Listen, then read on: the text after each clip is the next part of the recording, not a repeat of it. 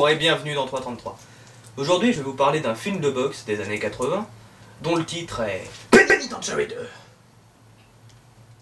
nombreux acteurs sont bien plus connus pour leurs conneries que pour leurs films. On a l'exemple de Chuck Norris, qui est bien plus connu pour ses blagues que pour ses films. Même Jean-Claude Van Damme, dont on se souvient beaucoup plus de ses phrases philosophiques qu'autre chose. Et ben Mr. T c'est l'inverse. Il a joué dans l'agence touriste avec son rôle de Barracuda, dans Rocky 3 avec Clubber Lang, mais on se souvient pas de ses navets. Et ben 333 est là pour ça. Penitentiary, premier du nom, c'est l'histoire d'un mec qui se fait injustement enfermer en tôle pour un meurtre qu'il n'a pas commis. En prison, il se découvre un talent pour la boxe et participe donc à des matchs. À la fin, il est libéré, normal, mais il s'est fait des ennemis. Donc dans cette suite, le revenant revient pour se venger. Il viole et tue la femme de notre héros. Et d'ailleurs, le méchant a vraiment une tête de méchant. Je suis là pour réaliser ce que je voulais. Bon, et après ça, notre héros décide de prendre sa revanche lui aussi. Et de reprendre les combats de boxe. Et devinez qui devient son entraîneur? Monsieur T. Et non! Ce n'est pas une faute de notre traducteur français. C'est bel et bien Monsieur T.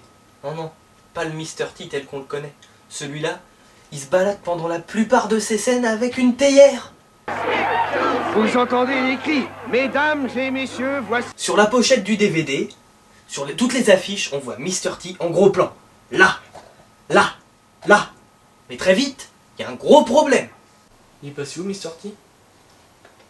Eh oui, parce que Mr. T fait un combat au début du film, et ensuite quelques apparitions, avec comme grand conseil philosophique: Tu tapes du coude, plus c'est fort. Tu dois faire comme je te dis. La boxe, c'est pas du tennis. Si tu veux pas écouter ce que moi je te dis, t'écouteras peut-être un pro. Archimour, D'ailleurs, son combat au début, il est un peu étrange. Et il est complètement fou. Mais qu'est-ce qui lui prend? Un salopard. T'arrêtes pas de taper sur moi. Son adversaire se plaint de se prendre des coups pendant un match de boxe. Et c'est pas la seule incohérence du film. Un moment, le méchant il est là à la fenêtre en train d'observer le héros pendant qu'il est occupé. Il nous refait la même scène à l'envers. Puis ensuite il apparaît 2 secondes après dans la salle de bain. Il sort d'où?